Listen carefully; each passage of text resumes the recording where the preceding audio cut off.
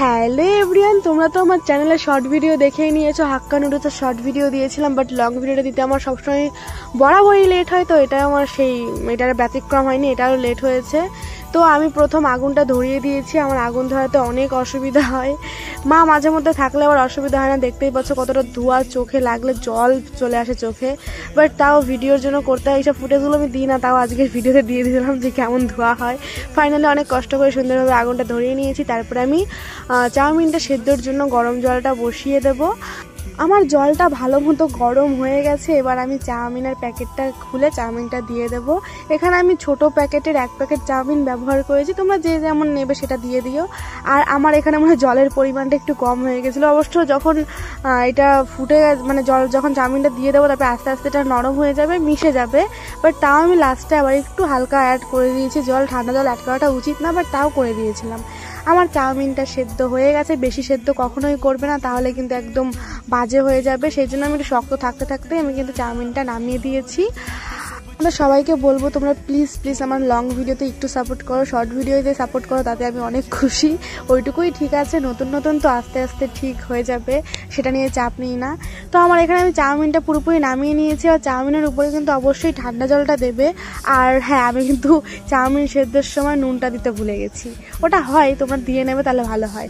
আর আমি ঠান্ডা জলটা কিন্তু ওখানে দিয়ে দিলাম। তারপরে আমি কড়াইটা ধুয়ে কড়াইতে তেল দিয়ে দিয়েছি। এবার 2টো ডিম ফাটিয়ে দেবো। ডিমটা আমি একদম ভুজিয়ার মতো করে ফেলবো, মানে ডিমের ঝুড়ি ভাজা করে ফেলবো আর কি। এটা আমি আগেই করে রাখছি। আর এটা আমি পরে চাউমিনে অ্যাড করবো। চাউমিনে ডিম না অ্যাড করলে ভালো হয় না। চিকেন থাকলে অবশ্যই চিকেন অ্যাড করতাম, বাট চিকেন ছিল না, সেই জন্য আর চিকেন অ্যাড করতে পারিনি।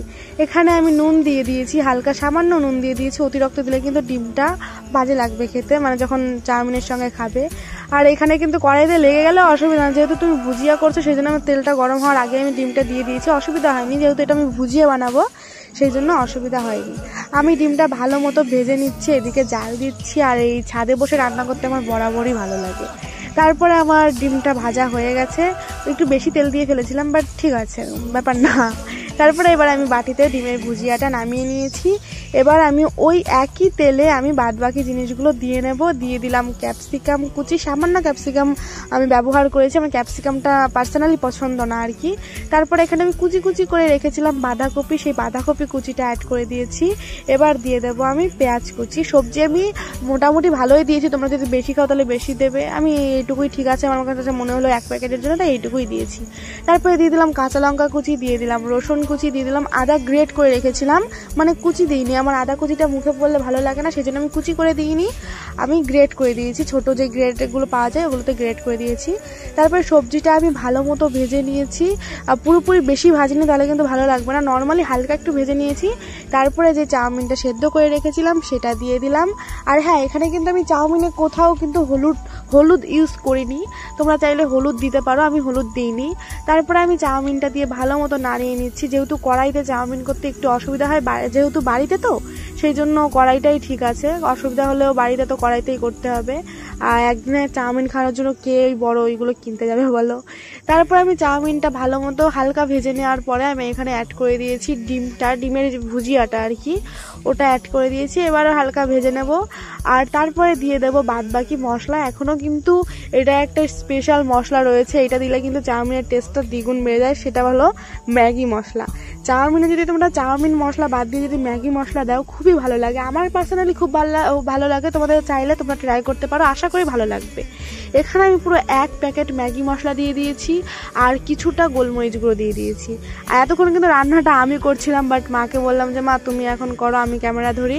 ওই উনুনের পাশে না কষ্ট হয়ে যায়, ক্যামেরা ধরতেও কষ্ট হয়, যেহেতু উনুনের পাশে বসে ক্যামেরা ধরতে হয়। বাট তাও মাকে বললাম তুমি করো, আমি ক্যামেরাটা ধরে দিচ্ছি। মা তেমন একটা ক্যামেরা ধরতে পারে না ভাই।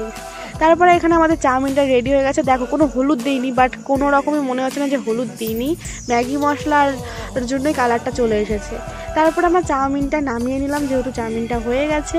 এবার চাউমিনটা নিয়ে নিয়েছি খাওয়ার জন্য। উপর দিয়ে আমি সস আর পেঁয়াজ দিয়ে দিয়েছি। শশা কাটার ইচ্ছে ছিল না, মানে কষ্ট হয়ে গেছিলো, তাই শশা কাটতে যাইনি, ওটা দিয়েই খেয়ে নিয়েছি।